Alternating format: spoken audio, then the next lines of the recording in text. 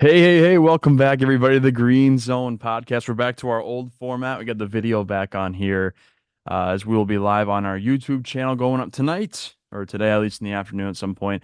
Episode 3 of this season 2 of the Green Zone podcast. We're happy to have you back. I'm Cameron Green. I'm at the College of St. Scholastica's Media Studio. I'm happy with you today. What we're going to look at today, it's going to be a little bit of a different episode, I guess, in a little bit of ways. We'll stick into our NFL picks, react to what went around the league in week 2. But we're going to look towards baseball too. It comes down to the end of the season. With the playoff hunts getting more eager and eager, we're going to see what we can get going. Certain teams looking to make some last stands. We're going to see where we're going to end up, as we end up here closer to October baseball, which is, you can say whatever you want. It's the best kind of baseball all year. It's the best. It's the best baseball. I look forward to it every year. So we're going to be looking at that for most part of the year. But I want to start here in the NFL. And I want to start with a player who we might be have to look at here. It's week 2. This is overreacting. This is so much jumping the gun. Um, what are the odds that Baker Mayfield could be the MVP of the National Football League? It's a quarterback-driven league. Baker Mayfield is probably the best quarterback after 2 weeks. After 2 weeks, it is probably Baker Mayfield. It's probably Derek Carr, and it's probably Sam Darnold. That's the three quarterbacks who have played week in and week out, probably the best football so far for their teams. Like, what is that? I feel for Carolina fans right now after hearing what happened to their quarterback. Um, which we'll discuss here in just a second. But you want to look at quarterbacks that are blowing everyone away. I loved seeing Baker Mayfield succeed now. I love seeing him do well in Tampa Bay. I think he's found the perfect home for him. I think he's found the perfect home for his coaching staff, his players around him. This is the perfect situation for Baker. It looked like that last season, and of course, it's looking like that. Another good year for Baker. It looks like it's going to be.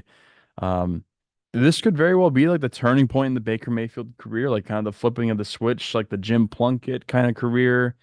Um, Doug Williams. You can look at Steve Young. I'm not saying that Baker Mayfield's going to be a Hall of Fame quarterback. So before you jump down my throat, I'm not saying that.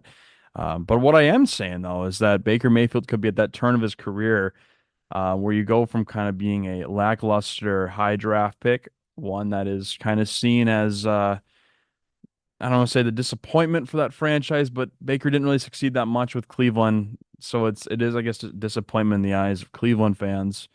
Um, but we're looking at what could be the turn of Baker's career, which is going to prove into my next point here about the next thing we're going to talk about coming into week 2. But Baker could be very well on his way to being a superstar quarterback in this league. I don't know if he'll ever be a top 10 quarterback. The list, it feels like every year gets harder and harder to crack. Like we're looking at for Aaron Rodgers, that went from him being like number one 2 or 3 years ago to now being basically out of that top 10, have one off year. It's like, nope, sacked you. We're out of here. Um, but what looking like for Baker is he could turn the corner in the career. We could kind of see what first overall quarterbacks are supposed to be, see what they're supposed to do for a franchise, and see what they're supposed to do for a coaching staff. Really to make them all look better and look like taking to the promised land, which I think Tampa Bay could do. They're 2-0 this year, coming to that NFC South. I mean, but it's a tough division. New Orleans 2-0. Atlanta almost 0-2, 1-1, and Carolina, we know it's Carolina. But if New Orleans is going to play this well all year, I mean, it could be a Baker Mayfield, Derek Carr kind of NFC South. I never thought I'd hear me say that. But after I'm saying that, I thought Spencer Rattler was going to start a significant amount of games, and I thought Tampa Bay was going to be easily the best team in the division. So far, I know it's week 2, but I think New Orleans is looking like the best team in that division right now. And then you get to the almighty, lonesome, sad Carolina Panthers. And that's where I'm going to get at here is Bryce Young officially, benched for Andy Dalton on Sunday. And I don't want to say that it's the wrong move. I don't want to say it's the right move. I think it's the move that best benefits Bryce Young, and it probably does best benefit the Carolina Panthers. I think we've seen it now for 18 games. I know they gave up so much draft capital in DJ Moore, and they gave up a lot to get Bryce. But we've seen after 18 games, it's not getting better. He's not picking it up. He's not adjusting. He's not making the throws that even he made in college. He probably made these kind of throws in high schools that he's missing now. That average quarterbacks can make. And I think it's all up here in the confidence. Like if Bryce can't make those throws, how's he supposed to lead a group of men? Be the anchor of that offense. They're not scoring. They're not scoring. I know defensively they're not really doing anything spectacular either, but when you're the quarterback, you gotta be the leader. You gotta be the guy that leads by example too. I don't think Bryce is a bad leader. I'm not saying that. I just think right now, Andy Dalton is probably best suited to take this team to win right now. I know Carolina and David Tepper do not want to throw this season away after 2 weeks. Yeah, that's not what you're going to be looking for when you're the owner of a team and you gave up all this money and draft capital for, the number one overall pick. And that's where I get that I can see the side of David Tepper maybe not wanting to pull Bryce Young when you're the owner of a team and say, I gave up all this. I've fired Frank Reich last year. I cleared a whole coaching staff. We got someone in that you're supposed to be that dude that makes him better. Make him better. I can see that side of it being like, we need to fix this instead of not addressing it and then just putting it on the back burner. You need to face it head on. But after 18 games, Bryce has looked lost. I think lost is the right word. Like, are we looking at Bryce Young could be what Sam Darnold is when he started his career? Darnold was the can't miss prospect coming out of USC. Um, I don't know if that's going to be the case for him. I really hope he can figure it out with that Panther squad. Troy Aikman won what, one game his rookie year? I know it's hard to draw that comparison, but I think we can look at that and say at least there's some hope. I know everyone throws in the year too of Peyton Manning rookie interception record, and um, but with that is strides. Those guys got much better year after year. But here's the other part is I get is the Panthers aren't getting better and better. So the Cowboys were 1-15, I believe, in 1989 or 90. And Manning, I think, went 3-13 his rookie year. But they got some dudes. You have to add to that squad to help out everybody. And you got to have some patience. You can give credit. Peyton Manning even says Jim Mora, coach, left him in there in those games. You got to learn how to come back. You got to learn how to play through when you're struggling. And I don't know if Carolina's just not doing that now by not addressing the situation or basically just saying, if he goes to the bench, we don't got to deal about it right now and we'll fix it later. Kind of like what the Jets did with Zach Wilson. But you got to be in there to make your moves. You got to be in there to take the hits. You got to learn how to play football when it's not going well. And I don't know. I think, Bryce Young, I don't think this is the end of the journey for him in Carolina at all. I think they'll see that out all the way through. But, when you're Carolina right now, it's hard to say we're the worst team in football probably for the third year in a row. And there's not really a close second at the moment. I don't know. I feel like I feel for this young man. I feel for this franchise. I feel for its fans. Um, and I want to escalate. I'm going to translate this a little bit. I mentioned Sam Darnold a few minutes ago, maybe a second ago. I don't know how long it was. I want to see how for real are Minnesota Vikings. Are the Vikings actually going to be that team that we never thought they'd be? Listen, I picked them to win 6 or 7 games max. And this team already 2-0 is already much better than I could have ever probably thought they would be. I would never thought they would have beaten the 49ers. Gotta let that sit there for a second. I never thought they would have beat the 49ers with a mostly healthy squad. I know Debo Samuel got kind of hurt. No McCaffrey, but Jordan Mason basically did everything that McCaffrey would do, running the ball wise. But they have a healthy Purdy, a Brandon Ayuk, a Kittle, Fred Warner, Nick Bosa. Didn't think Minnesota had that in them to beat that team. Now we'll see what's going to happen this week when they take on the Texans. And could this, foreshadow the entire season of what it's actually going to look like? But right now, Sam Darnold is the man. And I know I hate to say it, I'm a Viking fan myself. I hate to be that biased towards a team, but Sam Darnold is the man. And maybe it's just because the expectations for him were so low that him playing even remotely good is, oh my God, he's got a so good. So good because we thought so low of him. It's kind of remember when Sam Bradford was here and it was like, oh my God, Sam's actually killing it. But were the expectations really high for Bradford? Not really. I don't think. Um, I'm really eager to see how for real this Vikings squad is. especially with the top of the NFC North 2 weeks. Didn't see that coming. Didn't see that coming whatsoever. I want to see how good this Vikings team really can be. So tonight we got the Thursday night football games, the Patriots and the Rodgers. I will do my picks here in just a second. Um, I think this Thursday night game might not mean much to it might not meet the eye that much. Um, but this is a chance, I think, for Aaron Rodgers to play his first baller game for the Jets. He hasn't really had a baller game yet. I mean, I had 4 snaps last year. Doesn't really do much. Kind of baller in the sense of how to tear your Achilles. But that's not baller we're talking about here. We are looking for what it means for Aaron Rodgers to be um, really a high functioning quarterback at 40 years old. We don't see too many of those come around every now. I know we just saw Brady, and that's kind of doesn't take away from what Rodgers is doing, but it kind of maybe makes you look at it a little differently. But Aaron Rodgers, I think, has a chance to play really well against this Patriots squad. I believe they're 6.5 point favorites, which is so nice for them. It's the cushion they need. Patriots squad isn't that great. Their defense has kept them in games, for a while, but I think Aaron Rodgers can kind of figure that out. Maybe I'm giving him too much credit, but excuse me. I saw Aaron Rodgers for most of my life in a Packer uniform, dissecting the Vikings defense 2 times a year. And the other times when they were on national television, the 3 o'clock Fox game, the Sunday night football game.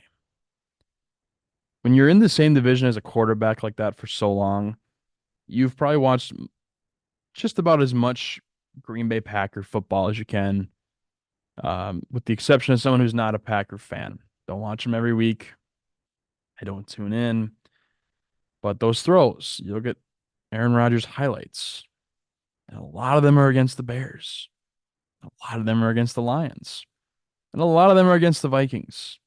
You see it time in and time out. You see it more than the average fan does because he's doing it to your team.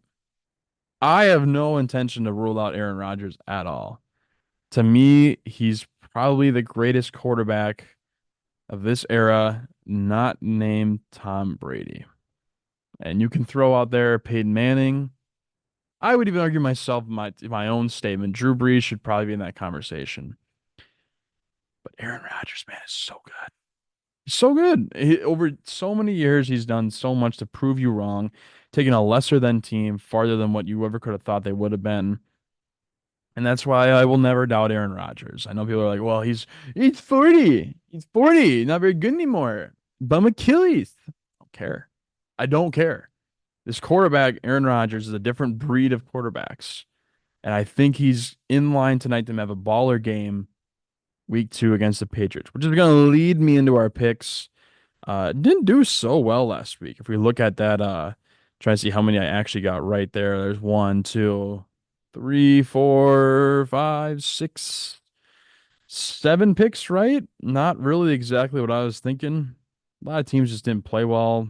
Miami is kind of screwed at this point now. I'm not saying Skylar Thompson can't do it. I am just saying that, um, yeah, this is not the offense designed for Skylar Thompson. Yeah, I'll say it that way. I'll be nice about it. But like I say, our picks we do on ESPN Pigskin Pick'em. So the spreads are kind of already set prior to the week coming up. They happen about the Tuesday after the games of the season. So it's not the accurate spread right now, but it's just what ESPN has them set at. Tonight's Patriots Jets in MetLife Stadium. I think the Jets are going to win that one outright.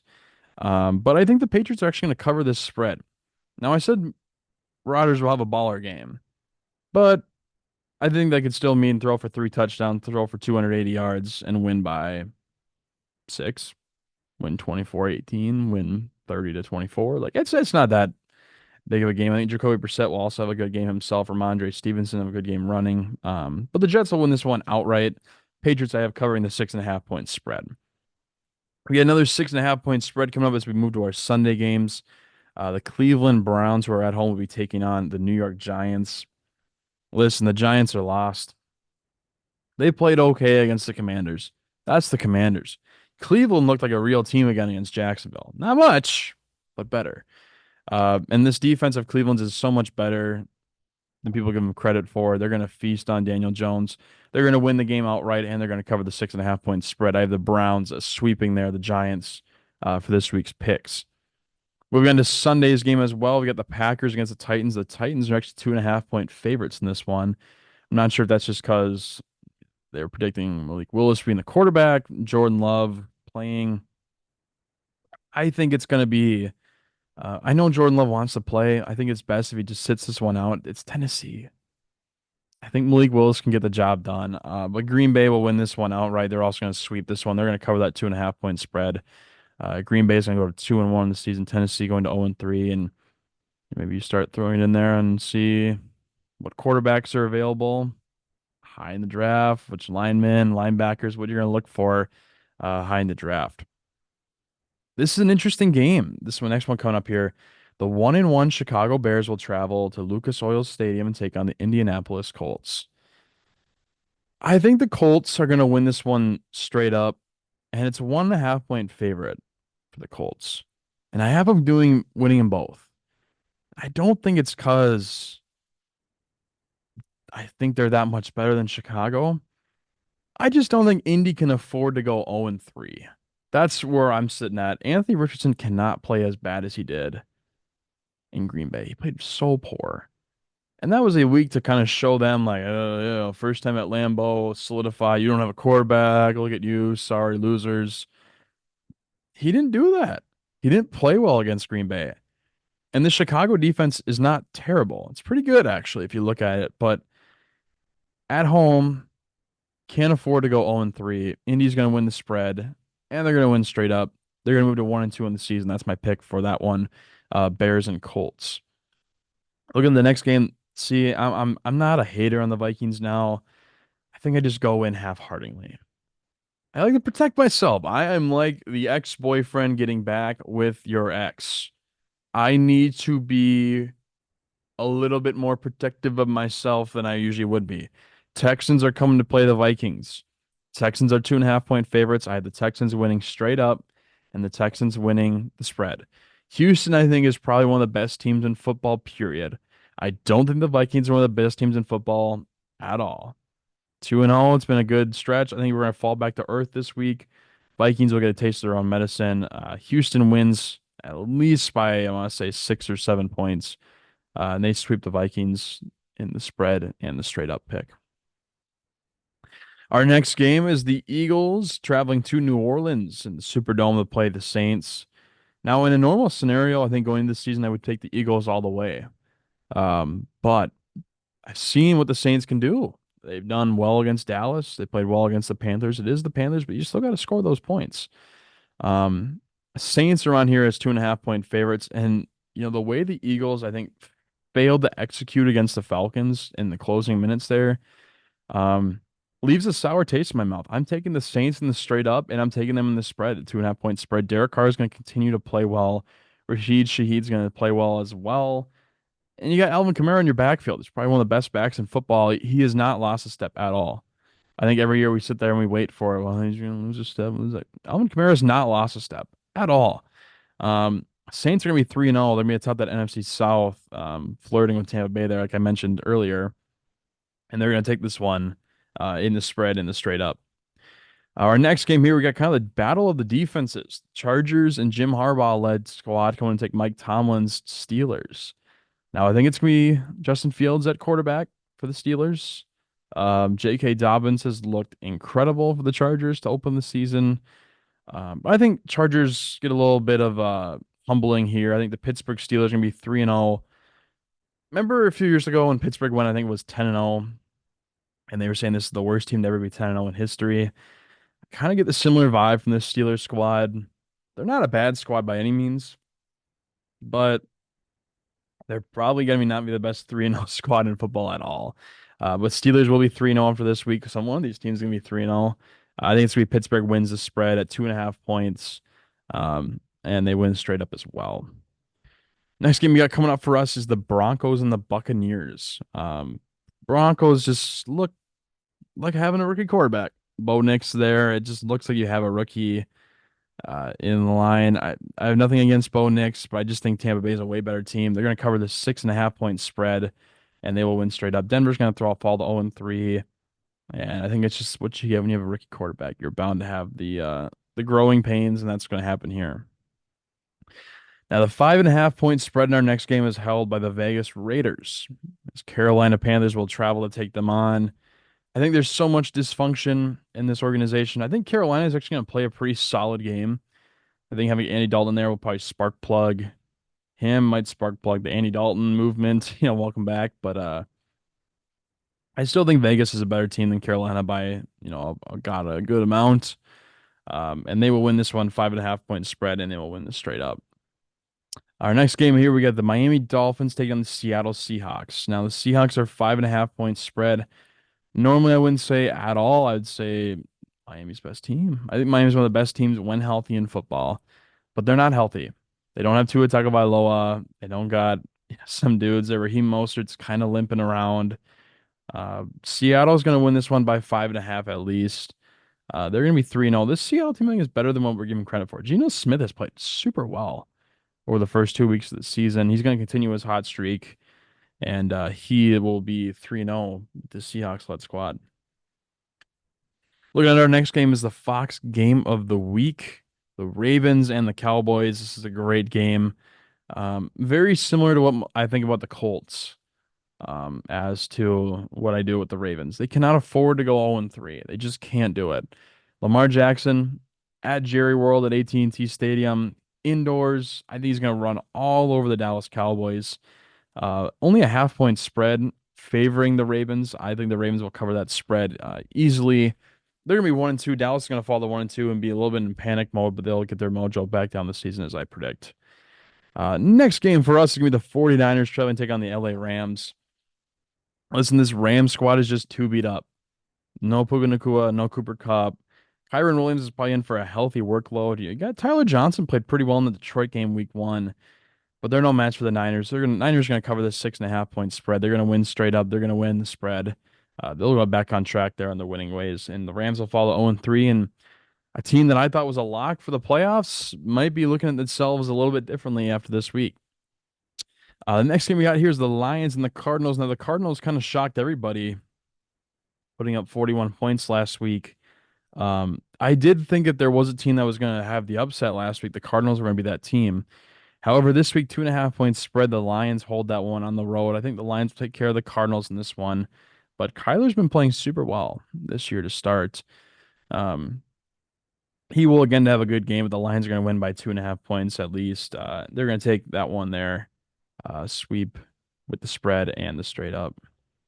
Now we go into Sunday Night Football. The Chiefs are traveling to Atlanta. It's Kirk Cousins in another primetime game. I said he choked in primetime games. He looked pretty good in Philly, especially in the end there. He looked solid. He looked kind of like Kirk Cousins that everyone wanted him to be. However, he's a slice of humble pie. Atlanta Falcons. Kansas City is the best team in football until someone beats them.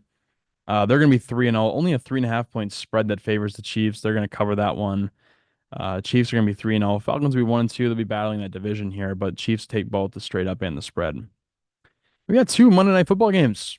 I'm used to that being on week 1, not week 3, but here we go. The first one we got is the Buffalo Bills at 5.5 point favorite spreads against Jacksonville Jaguars, and Buffalo's looked pretty good. It looked pretty solid. I think Buffalo's going to take both of those games in the spread and the straight up. Trevor Lawrence is going to look. I had thought it was going to be the year that had to have the quarterback that stepped up to play. It was going to be Trevor Lawrence, but just hasn't looked like that guy this year.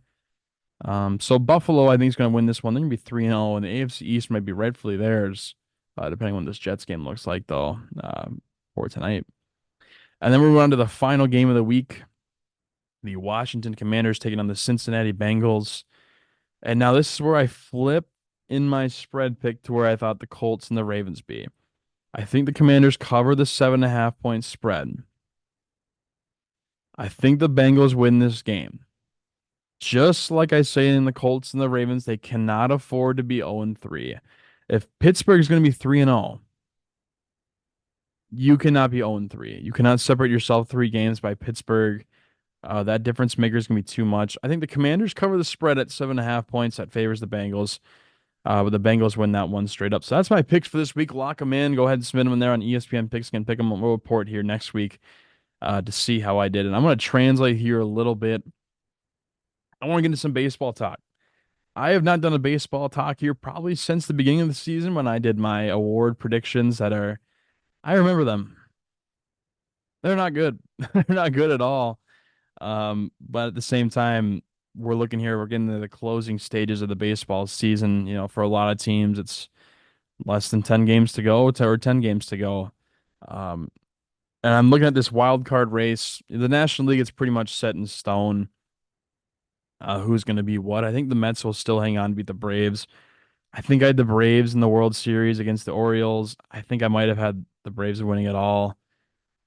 You can't tell me that team was not robbed by injuries, losing Strider, losing Acuna, losing dudes who are significant to their team, but they're not one of the best teams in baseball. The Phillies are the Phillies, but I think the Braves with that team all year definitely turns the tides, and that team is probably one of the best teams in baseball. If they do not make the playoffs this year, I would say I'm jotting that up to the injury bug. If everyone is healthy, they will be still one of the top teams for my picks for next year. I'll say it that way as well. Um, but Phillies, Dodgers, Brewers, we'll see who gets the 1 seed in that one. I think it's going to be the Phillies. They're probably like the best team built for postseason baseball. If you come out of the starting rotation that resembles some sort of Aaron Nola, Zach Wheeler, Ranger Suarez, Christopher Sanchez looked really good for them down the last stretch. Their bullpen's really solid. Jeff Hoffman out of the bullpen's a really underrated reliever. I think Philly is probably the best team in the National League as we look at it right now. The Dodgers, I'm skeptical of because the bullpen is so weak. They went out to try and get some guys to put in that squad for the bullpen, but they're so weak. It's not a good bullpen. It's not what you want to see come October. Milwaukee has surprisingly won 88 games this year. I think picked Milwaukee to finish last in the division. I said they aged like milk. I said it aged like milk. Milwaukee, though, 88 wins on the year and counting. With the Padres, Diamondbacks, and Mets in there as the wild card teams, I think it's pretty locked in stone. But the American League is a different game. It's a different story. Yankees and Guardians, I would like to see Cleveland actually get the 1 seed. I think Cleveland has something to root for. Give them something. Please, something to root for. It's a great fan base. It's a great city for sports. They deserve a winner. They really do. But we look at the wild card race, it looks like, Baltimore and Kansas City will kind of be in that mix. But man, is Minnesota going to hold on? The Twins are looking so pathetic right now. The bullpen is beyond atrocious. Yes, you have Griffin Jackson the eighth, Joan Duran in the ninth, but there's not dudes in the middle there to help you out. We thought Trevor Richards was going to be the guy. Trevor Richards was not that guy. Just sit down, Jorge Alcala. He's not that guy. Insert the meme. You're not that guy, pal. Trust me. You're not that guy. They're not the guy. They're just not the guy. Um, and I thought Detroit was going to finish second in this division. I think I predicted that in my standings beginning of the year. Detroit's a good club. They really got some good dudes. And this is with like getting rid of Jack Flaherty and with getting rid of some dudes. Detroit only a half a game back on Minnesota. Like this is bad if you're Minnesota. You've slowly watched your lead in the wild card race. You were competing with Kansas City and Cleveland there in the middle of August, and they just have fallen apart. Yeah, it doesn't help that Royce Lewis has kind of been falling down a little bit, falling back to earth, but you got Carlos Correa back and you didn't have him for a long time. You didn't have Byron Buxton there for a long time. Some of your starters you lost. You lost Joe Ryan. You lost some other dudes. But Minnesota is full on collapsing, I think, in front of us. And it's so painful to watch. As a Twins fan, I'm not surprised though. I remember in the 2022 season, I want to say, Twins are in first place for most of the season. Bam, guys get hurt. They finish, I think it was third. That quick of a turnaround the last month, you just blow it because you don't invest in anything. You don't go out and get anything in free agency. You don't go out and get anything at the trade deadline. You slash payroll. And then you expect as fans for us to keep going to the game. You expect as the players, you're expecting dudes to out overperform what they're actually capable of right now. It's so frustrating because I think we see this time in and time out about teams that are just, you know, not better than us. You look at Minnesota, they're 38 and 53 against teams who are above 500, whereas Detroit is 45 and 49. There's a part of me that wants this Twins team to go to the postseason. I'd love to watch a game in October that features the Twins. If you make it to October, you're in, you have a chance, you just as much chance as anyone else. There's a part of me though that would be playing the Houston Astros. Like, do you really want to get embarrassed again? I mean, not good. They're not a good team. They're not that good of a team to make the postseason. I think that we're going to see that this last 10 games. Like, what's going to happen? Detroit's 8-2. Where Twins are 4-6. Their last 10.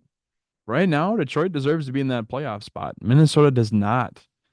Kind of pissed away, everything they had an opportunity, but we'll see what happens there come the stretch. But when I come back at you guys next week for the next episode, we're gonna see how I feel.